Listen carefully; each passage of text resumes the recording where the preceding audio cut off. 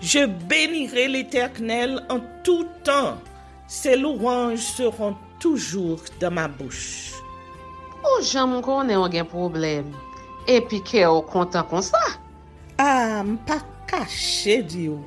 Depuis que commence à lire Bible chaque jour, je senti charge problème moi yo sorti sous dôme.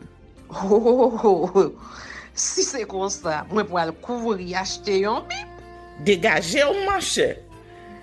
Mais en attendant, ou qu'attendez radio télévision d'espoir? Radio Vision d'Espoir. Oh, moi t'attendais une annonce comme ça, oui. Mais qui ça a te dit? Lecture de la Bible en un an. Une émission qui vous accompagne à la découverte des trésors cachés de la parole de Dieu sur Radio Télé Vision d'Espoir. Chaque jour de 11h à 11h30 du matin, excepté mercredi 5h30, 6h de l'après-midi, samedi 7h30, 8h du matin, avec les sœurs Chantal Saint-Hubert, Claude Louis Orisma et votre servante Maudeline Maurice Hilaire.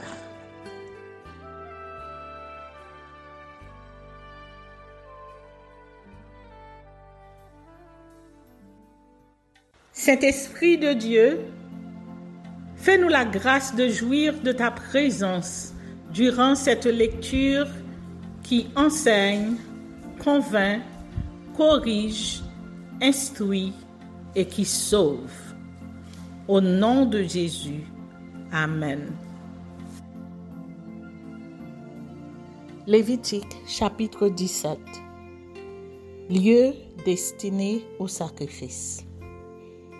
L'Éternel parla à Moïse et dit: Parle à Aaron et à ses fils et à tous les enfants d'Israël, et tu leur diras: Voici ce que l'Éternel a ordonné.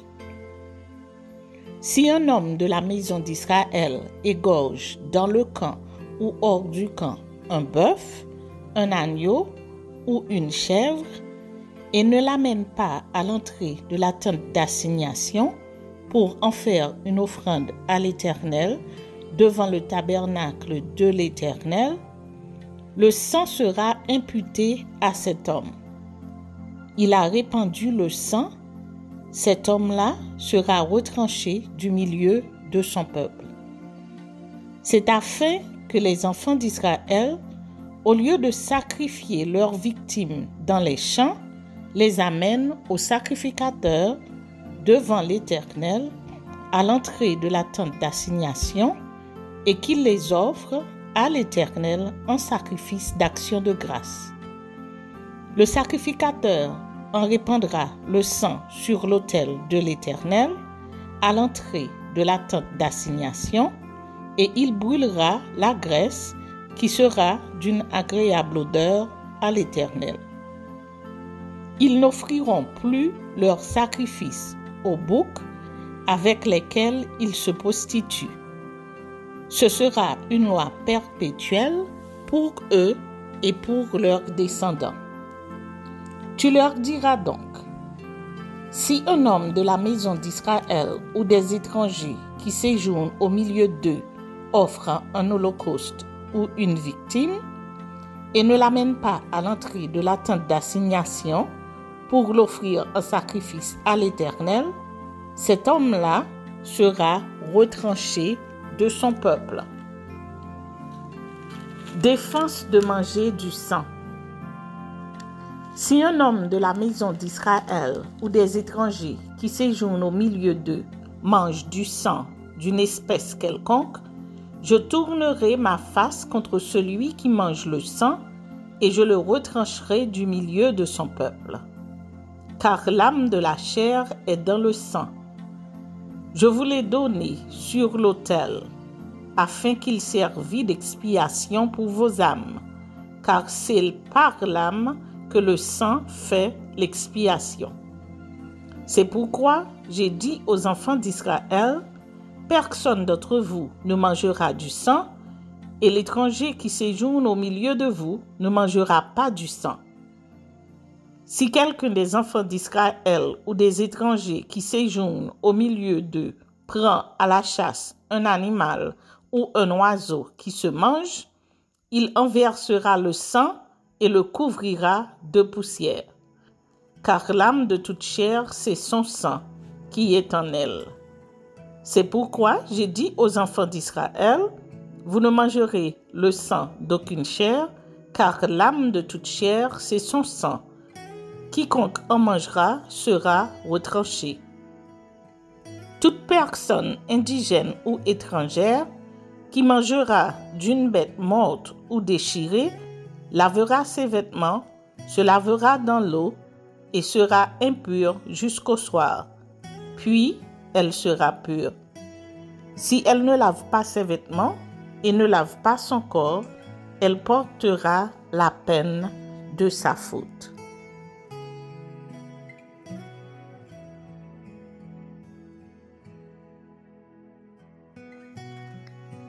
Lévitique chapitre 18. L'Éternel parla à Moïse et dit, « Parle aux enfants d'Israël et tu leur diras, « Je suis l'Éternel, votre Dieu.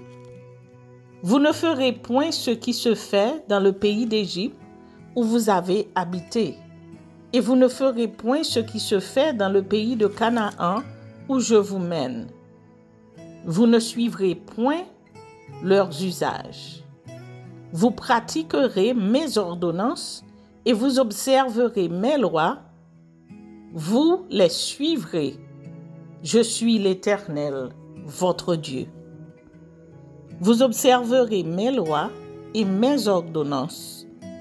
L'homme qui les mettra en pratique vivra par elles. Je suis l'Éternel. Nul de vous ne s'approchera de sa parente pour découvrir sa nudité. Je suis l'Éternel. Tu ne découvriras point la nudité de ton père, ni la nudité de ta mère. C'est ta mère. Tu ne découvriras point sa nudité. Tu ne découvriras point la nudité de la femme de ton père, c'est la nudité de ton père. Tu ne découvriras point la nudité de ta sœur, fille de ton père ou fille de ta mère, née dans la maison ou née hors de la maison. Tu ne découvriras point la nudité de la fille de ton fils ou de la fille de ta fille, car c'est ta nudité. Tu ne découvriras point la nudité de la fille de la femme de ton père, née de ton père, c'est ta sœur. Tu ne découvriras point la nudité de la sœur de ton père, c'est la proche parente de ton père. Tu ne découvriras point la nudité de la sœur de ta mère, car c'est la proche parente de ta mère. Tu ne découvriras point la nudité du frère de ton père, tu ne t'approcheras point de sa femme, c'est ta tante. Tu ne découvriras point la nudité de ta belle-fille, c'est la femme de ton fils. Tu ne découvriras point sa nudité. Tu ne découvriras point la nudité de la femme de ton frère, c'est la nudité de ton frère. Tu ne découvriras point la nudité d'une femme et de sa fille. Tu ne prendras point la fille de son fils, ni la fille de sa fille, pour découvrir leur nudité. Ce sont tes proches parentes. C'est un crime. Tu ne prendras point la sœur de ta femme pour exciter une rivalité en découvrant sa nudité à côté de ta femme pendant sa vie. Tu ne t'approcheras point d'une femme pendant son impureté menstruelle pour découvrir sa nudité. Tu n'auras point commerce avec la femme de ton prochain pour te souiller avec elle. Tu ne livreras aucun de tes enfants pour le faire passer à Moloch, et tu ne profaneras point le nom de ton Dieu.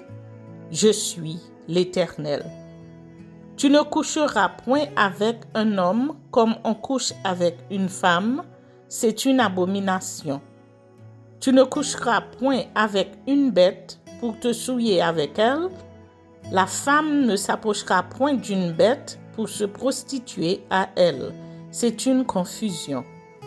Ne vous souillez par aucune de ces choses, car c'est par toutes ces choses que se sont souillées les nations que je vais chasser devant vous. Le pays en a été souillé, je punirai son iniquité et le pays vomira ses habitants. Vous observerez donc mes lois et mes ordonnances, et vous ne commettrez aucune de ces abominations, ni l'indigène, ni l'étranger qui séjourne au milieu de vous. Car ce sont là toutes les abominations qu'ont commises les hommes du pays qui y ont été avant vous, et le pays en a été souillé. Prenez garde que le pays ne vous vomisse si vous le souillez, comme il aura vomi les nations qui y étaient avant vous. Car tous ceux qui commettront quelqu'une de ces abominations seront retranchés du milieu de leur peuple. Vous observerez mes commandements et vous ne pratiquerez aucun des usages abominables qui se pratiquaient avant vous. Vous ne vous en souillerez pas. Je suis l'Éternel, votre Dieu.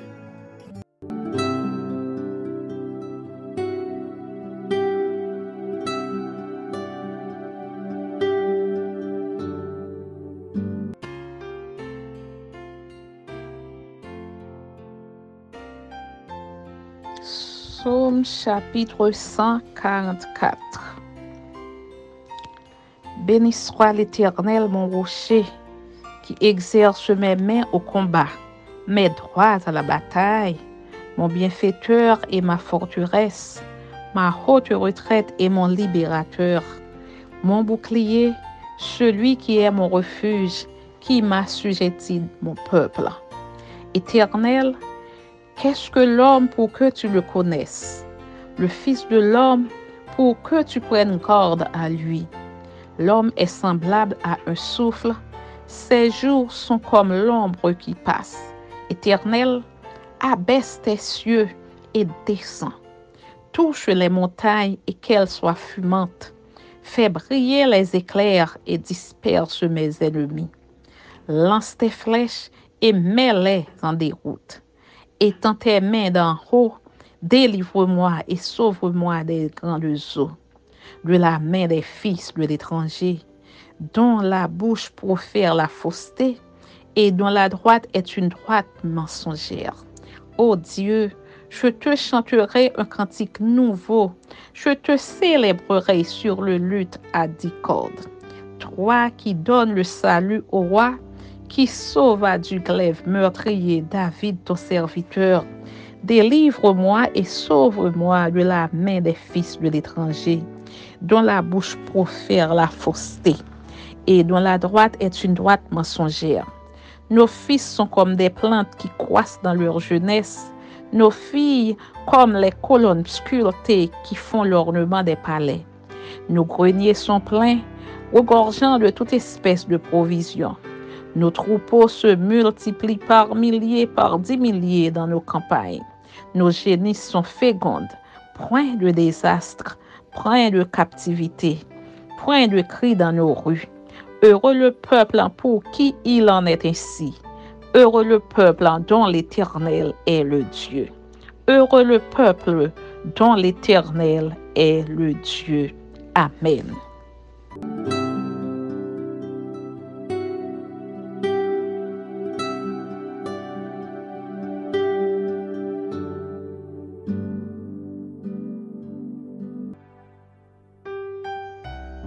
Jean chapitre 6. Jésus en Galilée, multiplication des pains. Après cela, Jésus s'en alla de l'autre côté de la mer de Galilée, de Tibériade. Une grande foule le suivait parce qu'elle voyait les miracles qu'il opérait sur les malades. Jésus monta sur la montagne et là, il s'assit avec ses disciples. Or, la Pâque était proche, la fête des Juifs. Ayant levé les yeux et voyant qu'une grande foule venait à lui, Jésus dit à Philippe, Où achèterons-nous des pains pour que ces gens aient à manger? Il disait cela pour l'éprouver, car il savait ce qu'il allait faire. Philippe lui répondit, les pains qu'on aurait pour 200 deniers ne suffiraient pas pour que chacun en reçût un peu. Un de ses disciples, André, frère de Simon-Pierre, lui dit, il y a ici un jeune garçon qui a 5 pains d'orge et 2 poissons. Mais qu'est-ce que cela pour tant de gens? Jésus dit, faites-les asseoir. Il y avait dans ce lieu beaucoup d'herbes. Ils s'assirent donc au nombre d'environ 5000 hommes. Jésus prit les pains, rendit grâce et les distribua à ceux qui étaient assis. Il leur donna de même des poissons autant qu'ils en voulurent. Lorsqu'ils furent rassasiés, il dit à ses disciples, ramassez les morceaux qui restent afin que rien ne se perde. Ils les ramassèrent donc et ils remplirent 12 paniers avec les morceaux qui restèrent des 5 pains d'orge après que tous eurent mangé. Ces gens, ayant vu le miracle que Jésus avait fait, disaient, celui-ci est vraiment le prophète qui doit venir dans le monde. Et Jésus, sachant qu'ils allaient venir l'enlever pour le faire roi, se retira de nouveau sur la montagne, lui seul. Jésus marche sur les eaux. Quand le soir fut venu, ses disciples descendirent au bord de la mer. Étant montés dans une barque, ils traversaient la mer pour se rendre à Capernaum. Il faisait déjà nuit et Jésus ne les avait pas encore rejoints. Il soufflait un grand vent et la mer était agitée. Après avoir ramé environ 25 ou 30 stades, ils virent Jésus marchant sur la mer et s'approchant de la barque, et ils eurent peur. Mais Jésus leur dit, « C'est moi, n'ayez pas peur. » Ils voulaient donc le prendre dans la barque, et aussitôt la barque aborda au lieu où ils allaient. Le pain de vie, abandon de quelques disciples. La foule qui était restée de l'autre côté de la mer avait remarqué qu'il ne se trouvait là qu'une seule barque et que Jésus n'était pas monté dans cette barque avec ses disciples, mais qu'ils étaient partis seuls. Le lendemain, comme d'autres barques étaient arrivées de Tibériade près du lieu où ils avaient mangé le pain après que le Seigneur eut rendu grâce, les gens de la foule, ayant vu que ni Jésus ni ses disciples n'étaient là, montèrent eux-mêmes dans ces barques et allèrent à Capernaum à la recherche de Jésus. Et l'ayant trouvé au-delà de la mer, ils lui dirent, « Rabbi, quand es-tu venu ici? » Jésus leur répondit, « en vérité, je vous le dis, vous me cherchez, non parce que vous avez vu des miracles, mais parce que vous avez mangé des pains et que vous avez été rassasiés. Travaillez non pour la nourriture qui périt, mais pour celle qui subsiste pour la vie éternelle, et que le Fils de l'homme vous donnera. Car c'est lui que le Père, que Dieu a marqué de son sceau. » Ils lui dirent, « Que devons-nous faire pour faire les œuvres de Dieu? » Jésus leur répondit, « L'œuvre de Dieu, c'est que vous croyez en celui qu'il a envoyé. » « Quel miracle fais-tu donc, lui dirent-ils, afin que nous les voyions et que nous croyions en toi? Que fais-tu? Nos pères ont mangé la manne dans le désert, selon ce qui est écrit. Il leur donna le pain du ciel à manger. » Jésus leur dit, « en vérité, je vous le dis, Moïse ne vous a pas donné le pain du ciel, mais mon Père vous donne le vrai pain du ciel. Car le pain de Dieu, c'est celui qui descend du ciel et qui donne la vie au monde. » Ils lui dirent, « Seigneur, donne-nous toujours ce pain. » Jésus leur dit, « Je suis le pain de vie. Celui qui vient à moi n'aura jamais faim, et celui qui croit en moi n'aura jamais soif. Mais je vous l'ai dit, vous m'avez vu et vous ne croyez point.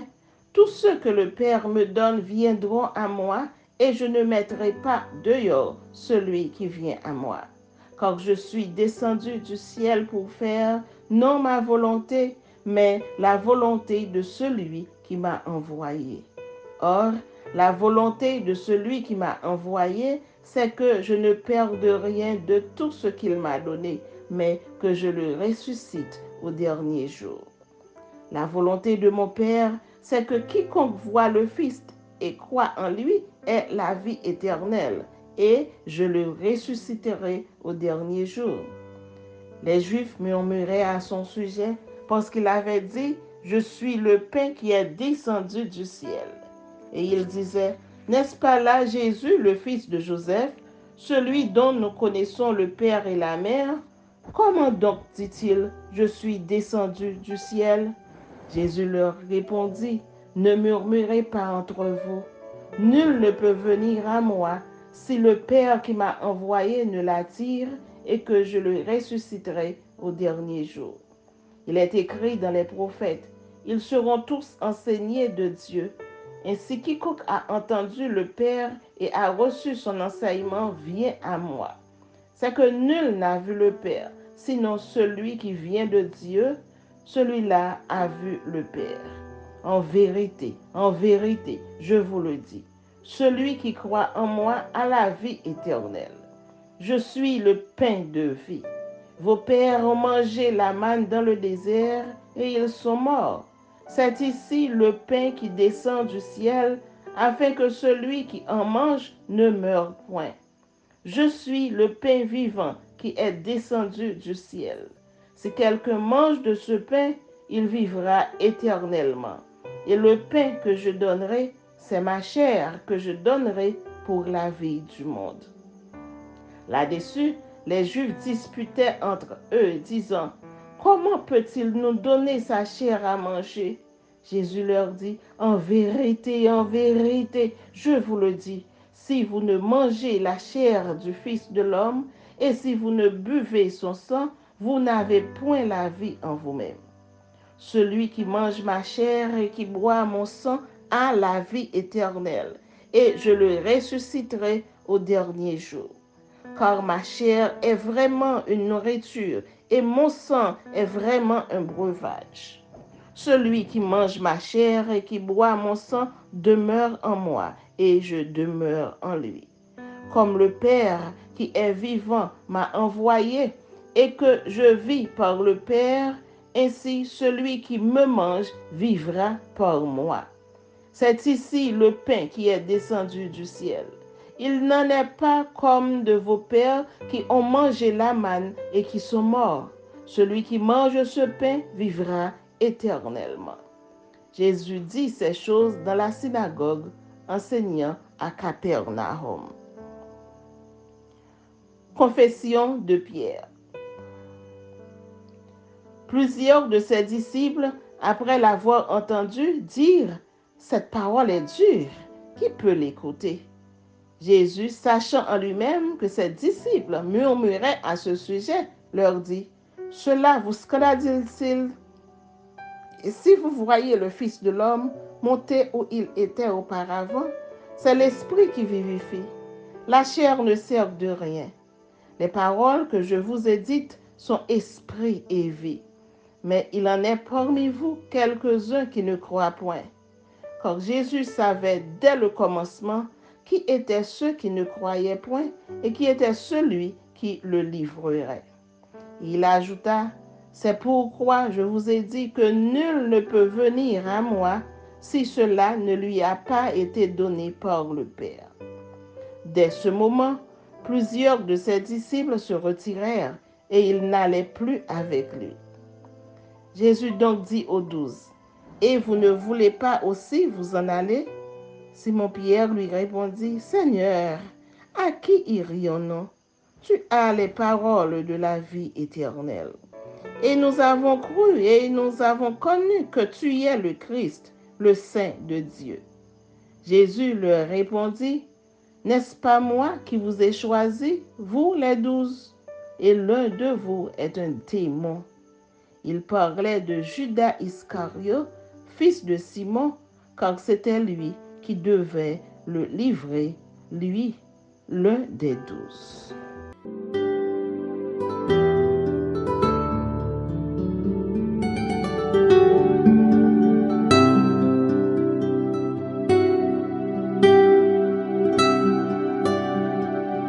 Merci Seigneur de nous donner le discernement dans la lecture de ta parole, que nous y prêtions attention afin d'appliquer notre cœur à la sagesse. Amen. Que celui qui a des oreilles pour entendre, entende, et que celui qui lit fasse attention.